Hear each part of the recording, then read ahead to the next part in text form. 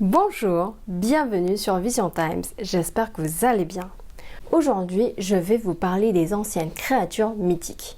Nous avons toujours été fascinés par les récits d'animaux mythologiques fantastiques. Ces derniers nous ont captivé nos esprits à travers la littérature, le folklore et les films. Partons à la découverte de quelques-unes de ces créatures mythiques et fantastiques du passé. Si je vous parlais de monstres reptiliens géants et volants, cela vous dit quelque chose? Vous pensez certainement aux dangereuses créatures crachant le feu. Et oui, ce sont les fameux dragons. Ces derniers ont suscité à la fois la crainte et le respect de l'humanité pendant des siècles. On trouve toutes sortes de dragons dans les anciennes cultures égyptiennes, amérindiennes, scandinaves et asiatiques. Mais elles présentent toute une similitude frappante.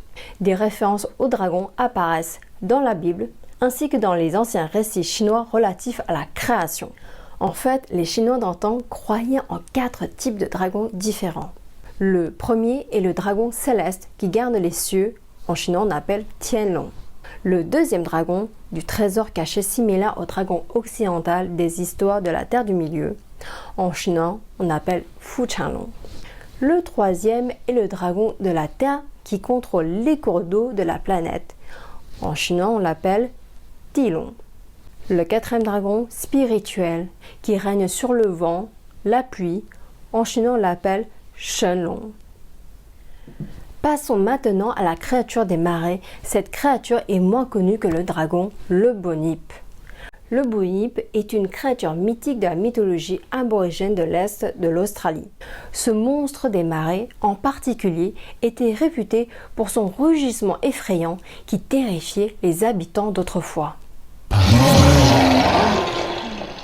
Vous avez entendu? Tiens, j'ai cru entendre quelque chose. Bon, continuons.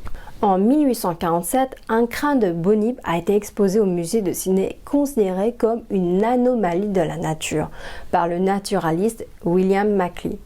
Selon certaines théories, le Bonip aurait pu être une forme de mégafaune, c'est-à-dire un animal de très grande taille qui parcourait la Terre dans la préhistoire. D'autres considèrent le Bonip comme un diprotodon, un type de wombat géant éteint. Pour ceux qui ne connaissent pas ce qu'est un wombat, en gros, c'est comme un ours en peluche taille XXL. Ça ressemble à ça.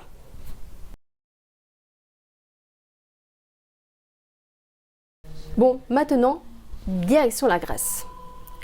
Si je vous parle du monstre marin de la mythologie grecque connu pour ses tendances destructrices, alors, vous avez deviné? Oui, c'est le Kraken.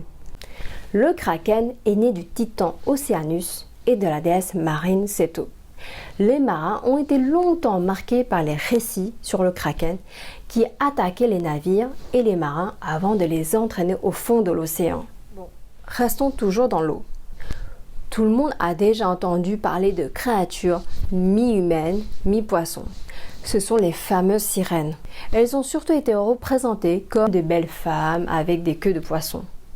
Certains contes associent les sirènes au malheur et à la mort, séduisant les marins par leur voix pour les mener à leur perte. Ici, on est loin de la petite sirène de Walt Disney quand même.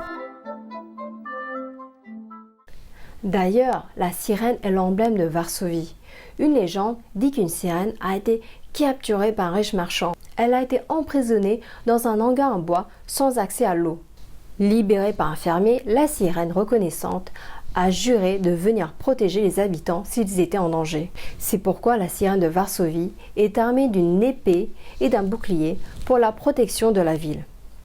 Bien que leur existence n'ait pas été prouvée, la croyance dans ces créatures mythiques contribue à entretenir la magie dans le cœur et l'esprit de l'homme. Merci de votre attention, j'espère que cet épisode vous a plu. Si c'est le cas, n'hésitez pas à liker, partager et à vous abonner. Allez, je vous donne rendez-vous sur Vision Times pour un prochain épisode. Bye bye!